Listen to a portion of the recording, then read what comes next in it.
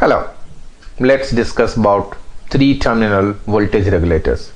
Three terminal voltage regulator meaning it has got three terminals, is a device like this, and we have got terminal 1, 2 and 3. Typically pin 2 is grounded and 3 is output and 1 is input. The advantage of this that whatever could be the voltage here within the range, this output is maintained at 5 volt. For example, as per the specification of this device, the voltage can be from 35-40 volts or so. So even if you have a voltage rating of input of over 35 volts, you can still get 5 volts. But there is a catch in it. This device also has an arrangement that it can deliver about 1 ampere current. But the arrangement has to be such. Then for example, in this case, we have a 12 volt arrangement here, 5 volt is the output. So where goes the balance voltage? The balance voltage is dropped across this, the 7 volts. And imagine a current of 1 ampere being drawn here from in the circuit from positive to negative. So 1 ampere into 7 volts is 7 VA or 7 watts. 7 watts is a good amount of heat which has to be dissipated perfectly, otherwise this device will be attending a hell of a lot of heat and then might fail. Imagine a situation we have a 25 volt here or 30 volts here.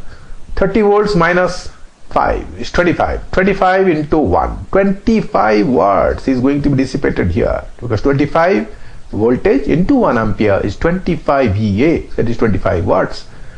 So unless you have a very high heat sink arrangement on this metal surface, the heat is not going to be dissipated, then this device is going to fail. So that is the catch point as far as this particular device is to be used. So the design consideration has to be taken into consideration accordingly. The same family also has another called 7905. This is a negative voltage regulator as compared to the 7805, where you have just reversed the supply here and we find it's a negative voltage. One can slightly alter the voltage also depending on its requirement. Now, for example, we use a diode here in place of two connecting directly to the ground. We connect a diode here and we find that the voltage is increased by about 0.67 volts. The silicon voltage drop gets added and we get 5.67 volts here. We can also use a LED, light emitting diode. So for example, we have used a red LED here, and red LED is typically 1.5 volt voltage drop across this. So it gets added and it becomes 6.52. And if you add a green LED, typically there are more than 2 volts, so it gets added to 7.21 volts, more than 5 volts of this level. And if we use an yellow LED or a white LED, the voltage is more than 2.5 volts added over 5 volts. There is another 3-terminal voltage regulator called LM317. T means 1.5 ampere and other alphabet should be having lesser current. That means it also is a 3-terminal device, 1 ampere capacity, current delivery capacity, but it has an advantage of varying the voltage from certain voltage to certain voltage.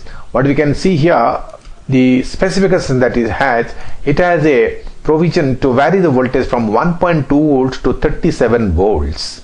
And the biggest advantage, it employs an internal current limiting and thermal shutdown for safe area compensation. Meaning that if there is excessive current, the current gets limited automatically to 1 amp. And thermal shutdown meaning if it attains too much of heat because of inadequate heat sink arrangement, this is going to automatically limit the current to have those kind of pure operations. Now the other advantage that it has, that it can be with this kind of arrangement, the voltage can be varied precisely what to our requirement. Now supposing you can see, I go on changing this potentiometer, I find the voltage is changing. I've just taken a 12 volt and then I can adjust to any voltage. Like for example, I want to make it 5 volt or to make a 3 volt, whatever voltage I would like, I would be able to make this voltage arrangement as per my requirement.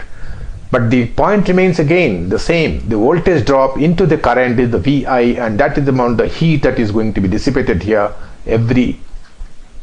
attempt must be made to dissipate that heat. There is some simpler arrangement also possible where we have a Zener diode. We call it a Zener diode, and this is biased by a resistor. And what do we notice here? Though the Zener diode is 5.1 volt, a voltage to a certain extent of a junction voltage or less than certain junction voltage is deducted from this voltage.